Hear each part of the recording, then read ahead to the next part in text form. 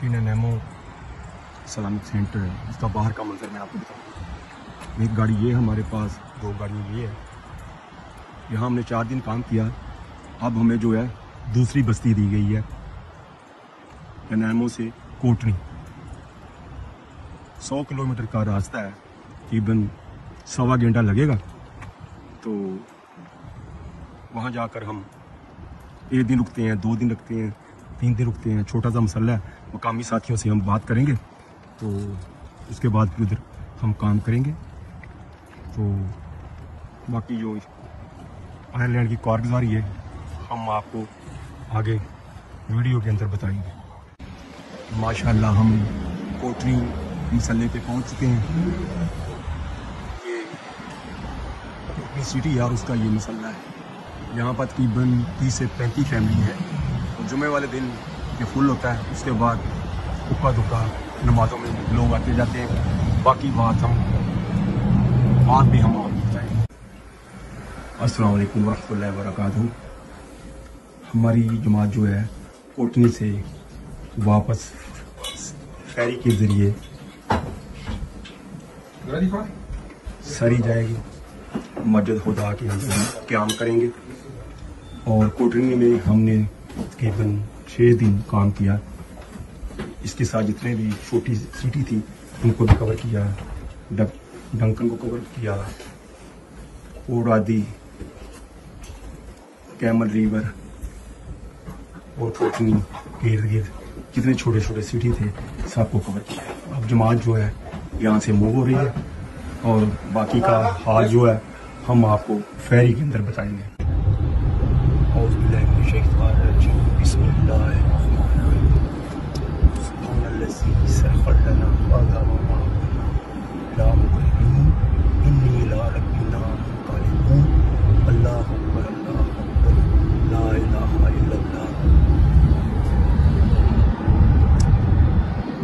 Jamaat living to कोटनी to नैमो ferry. Every vehicle है 4 पीपल। फेरी के अंदर जाकर हम आपको आगे का हाल बताएंगे।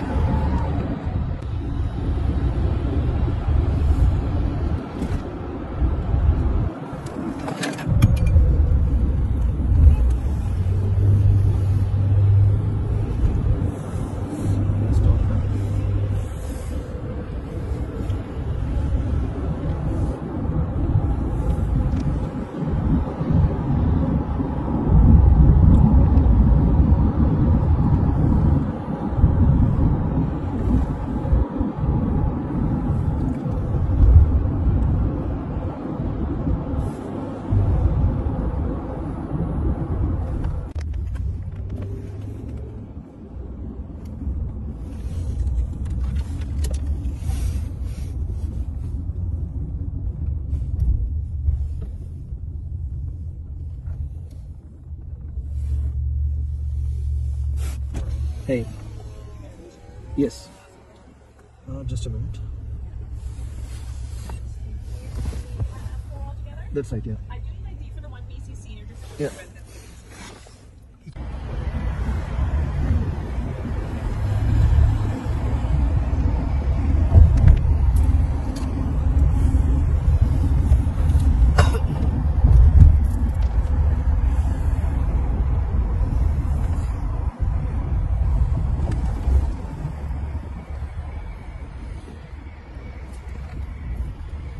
السلام عليكم ورحمة الله وبركاته جماعات.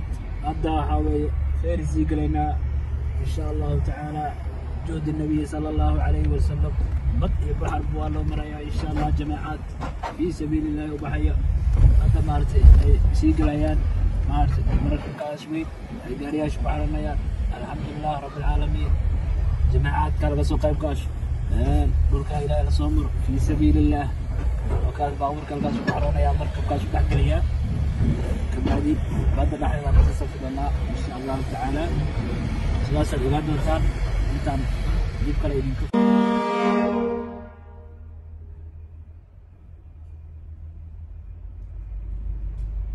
अब हम फेरी में बैठ चुके हैं। ये मैं आपको समुंदर का मंजर दिखा रहा हूँ।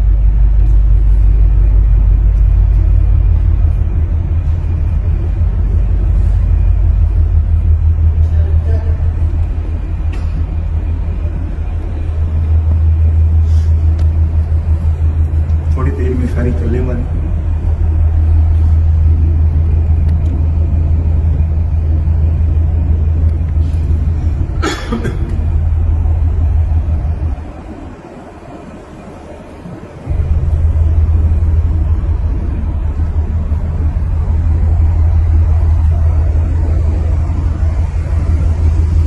ये समुद्र का बाहर का मंजर है।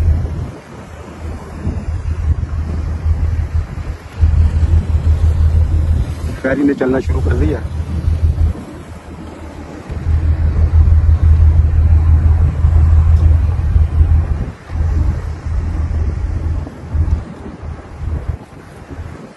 अब हम 1.5 घंटे के बाद दूसरी सिटी में पहुंच जाएंगे।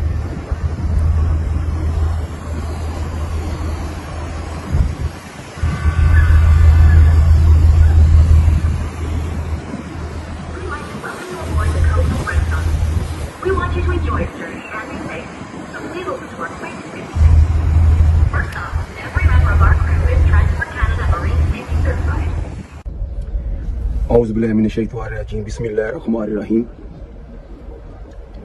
हमने लास्ट वीडियो में आपको बताया था जब हम आयरलैंड का इलाका कवर करेंगे तो उसकी कारगुजारी जो है हम अगली वीडियो में आपको बताएंगे।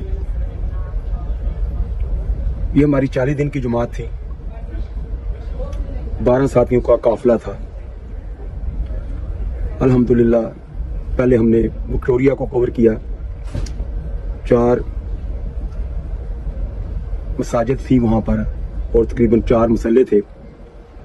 नॉर्थ साउथ जो मसल्ला था वहां पर जमात ने क़याम किया और 4-4 साथियों की टोली बनाकर हम मुख्तलिफ इलाकों में भेजते रहे और 4 साथियों की जमात मसल्ले पे काम करती थी, क्योंकि मस्जिद के बाहर भी जमात काम करती थी और मस्जिद के अंदर भी अमाल होते थे। कुछ मस्जिद के अंदर 5 वक्त की नमाज का इत्माम था और मोस्टली तो फ्राइडे वाले दिन मसल्ले भी फुल होते थे और मस्जिदें भी फुल होती थी। उसके बाद हर नमाज में उक्का दुक्का साथी आते रहे। हम इनको प्यार मोहब्बत के साथ तरगीब दी और उनको बताया कि हम दुनिया की इतनी एफर्ट करते हैं जिसका हमारी जिंदगी के साथ ही सारा कुछ खत्म हो जाएगा। हमारे साथ जाएगा तो दीन जाएगा। हम इस मुल्क में रहकर अपने बच्चों की फिक्र करें। अगर हम अपने बच्चों की फिक्र नहीं करेंगे तो एक दिन हम अपने बच्चों को खो देंगे। मुझे याद है 93 के अंदर जब मैं मॉन्ट्रियल में आया तो ICQ के इमाम थे, इमाम बहारी साहब। उन्होंने मुझे एक बात कही, क्योंकि मेरा निकनेम बोला है तो उनको कहीं से पता चल गया। कहने लगे, बोले देख, इनको मेरे साथ आपके साथ कोई हमदर्दी नहीं, कोई प्यार नहीं। इनको पता है कि ये अपनी एक जनरेशन की हिफाजत कर लेंगे, पर जो अगली जनरेशन है वो हमारी है। और ये बात सच है। अगर हम अपने ऊपर मेहनत नहीं करेंगे, अपने बच्चों के ऊपर मेहनत नहीं करेंगे तो हमारे बच्चे इस्लाम से फारग हो जाएंगे। ये बड़ी फिक्र की बात है। विक्टोरिया के एरिया हमने कवर किया। उसके बाद हमें ननैमो दिया गया। 3 से 4 दिन हम ननैमो में रहे। वहां भी फ्राइडे वाले दिन मस्जिद फुल, जगह नहीं मिलती थी जुमे की नमाज पढ़ने के लिए। उसके बाद हम कोटनी की तरफ निकले। उसके इर्द गिर्द छोटी छोटी सिटी थी उन पे काम किया, कोटनी पे काम किया, उसके बाद दक्कन पे काम किया, उसके बाद कैमल रिवर पे काम किया, उसके बाद और आदि पे काम किया। इन छोटी छोटी सिटियों के अंदर सिर्फ आप ये कह सकते हो 15-20 फैमिलियां थी। मुसल्लों के अंदर तकरीबन 25 से 30 आदमी तो जुम्मा पढ़ने के लिए आते थे। हमने अपनी तरफ से कोशिश की कि एक आधा अमल भी इन मुसल्लों में, इन मस्जिद में जिंदा हो जाए तो ये जगह आबाद हो जाएंगी। क्योंकि सबसे जो मेन वजह जो थी यहाँ पे जिन इलाके में हमने काम किया, जितने ये छोटे छोटे इलाके थे ना, उसमें इतने ही लोग थे, 25-30, इससे ज्यादा नहीं। क्योंकि छोटी छोटी सिटी थी, लोग यहाँ पे इमिग्रेशन के लिए आते थे, अपने पेपर बनाए और यहाँ से मूव हो जाते थे। एक जो बड़ी वजह मैंने देखी वो कम्युनिकेशन था कि जितने भी लोग थे उनका आपस में कम्युनिकेशन नहीं था। जुम्मे के दिन आते थे, मिलते थे, जुलते थे, अस्सलाम वालेकुम, वालेकुम सलाम, बस चले गए। किसको ये नहीं पता था कि ये कहाँ पे रहता है, वो कहाँ पे रहता है। तो इसी वजह से जो है कि उम्मत जुड़ नहीं रही थी। हमने उनके आगे एक ही बात रखी कि सबसे जरूरी है आपका आपस में कम्युनिकेशन। आपका कम्युनिकेशन ही नहीं है। सिर्फ जुम्मे के दिन आप आते हैं, रस्मी सलाम दुआ लेते हैं, चले जाते हैं। जहां पे लोग रह रहे हैं, साथ वाले आदमी को यह बताना पसंद नहीं करते कि आइए मुस्लिम। ये कितनी शर्मनाक बात है कि हम अपने इस्लाम को ही बताना पसंद नहीं करते। हर आदमी दुनिया में फंसा हुआ है, चल सो चल, चल सो चल, पैसा कैसे बनाना है, पैसा कैसे बनाना है। दीन की फिक्र ही नहीं है। उनको कहा कि आप अपने आपस में कम्युनिकेशन रखें। हर एक का आपके पास टेलीफोन होना चाहिए।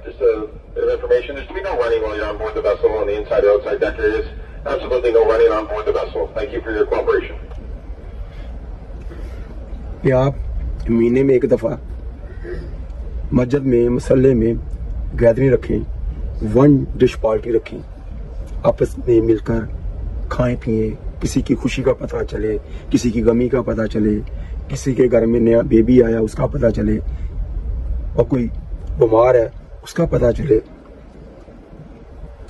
और एक नमाज के बाद रियाज़ो सालिन की हम तालीम करें। हाँ, फजाइल जो है हम किताबों से पढ़ें, और मसाइल हैं वो हम उलमाज़ा से पूछ पूछ के पता करें, क्योंकि बात लंबी हो जाएगी। मैं थोड़ी सी बात करके बात को खत्म करूंगा। जनाब रसूल पाक सल्लल्लाहु अलैहि वसल्लम के पास एक यहूदी लड़का आया करता था, आपकी खिदमत करता था। एक दिन नहीं आया तो आपने पूछा साहबा रज़ी अल्लाह तआला अन्हु से कि वो लड़का आज नहीं आया। तो साहबा ने फरमाया, या रसूलुल्लाह सल्लल्लाहु अलैहि वसल्लम वो बीमार है। बुजुर्गों से सुना है तकरीबन 6 से 7 मील का सफर आप साहबा को साथ लेकर उसके घर बीमार पोसी के लिए गए, 6 से 7 मील का सफर करके। आज हम अपने साथ बैठे हुए मुसलमान जो आपके साथ नमाज पढ़ रहा हुआ है, नमाज पढ़ रहा है, उससे भी सलाम लेना पसंद नहीं करते। अल्लाह ताला हमें इसके ऊपर अमल करने की तौफीक फरमाए। जनाब रसूल पाक सल्लल्लाहु अलैहि वसल्लम जो है सारे नबियों के सरदार हैं और क़यामत कर के नबी हैं। जितनी भी उम्मत क़यामत तक आएगी, आप सल्लल्लाहु अलैहि वसल्लम की उम्मत कहलाएगी। आप सल्लल्लाहु अलैहि वसल्लम सीलबंद प्रॉफिट है। आग के बाद कोई प्रॉफिट नहीं आएगा। तो फरिश्तों ने कहा, या अल्लाह, अब नबियों वाला काम कौन करेगा? अल्लाह सुब्हानहू व तआला ने कहा कि मेरे हबीब की उम्मत ये हम काम करेगी। पहली उम्मतों को ये नबियों वाला काम नहीं दिया गया। अल्लाह पाक ने आप सल्लल्लाहु अलैहि वसल्लम के सदके इस उम्मत को ये काम दिया है। इसके ऊपर हम जितना भी शुक्र अदा करें कम है। एक आलम ने क्या अच्छी बात की कि जनाब रसूल पाक सल्लल्लाहु अलैहि वसल्लम आंखों वाले थे, हम उनके पीछे चलेंगे तो बचेंगे। ये सारा का सारा दीन मेरी जिंदगी में कैसे आ जाए, दुनिया में बसने वाले इंसानों तक कैसे पहुंच जाए, इसके लिए मेहनत की जरूरत है। ये वही मेहनत है जिसको जनाब रसूल पाक सल्लल्लाहु अलैहि वसल्लम ने किया, उसके बाद सहाबा रज़ी अल्लाह ताला अन्हु ने किया। जिसने भी कलमा पढ़ा है ला इलाहा इल्लल्लाह मुहम्मद रसूलुल्लाह, उसके ज़िम्मे ये काम है। हम अल्लाह के खलीफा हैं, अल्लाह के खलीफा हैं और नबी के नायब हैं। तो आप जहां जहां भी हैं, अल्लाह पाक आपको अपने हिफ्ज़ व अमान में रखे और आपकी बच्चों की हिफाजत करे और शैतान के शर से महफूज रखे। मैं आपके लिए दुआ गो हूँ, आप मेरे लिए दुआ करें। अस्सलाम वालेकुम व रहमतुल्लाहि व बरकातुहू। अगला सफ़र हमारा नॉर्थ साइड की तरफ है, उसकी कारगुजारी हम आपको अगली वीडियो पे बताएंगे। इसके साथ ही हम आपसे इजाज़त चाहते हैं। अस्सलाम वालेकुम व रहमतुल्लाहि व बरकातुहू।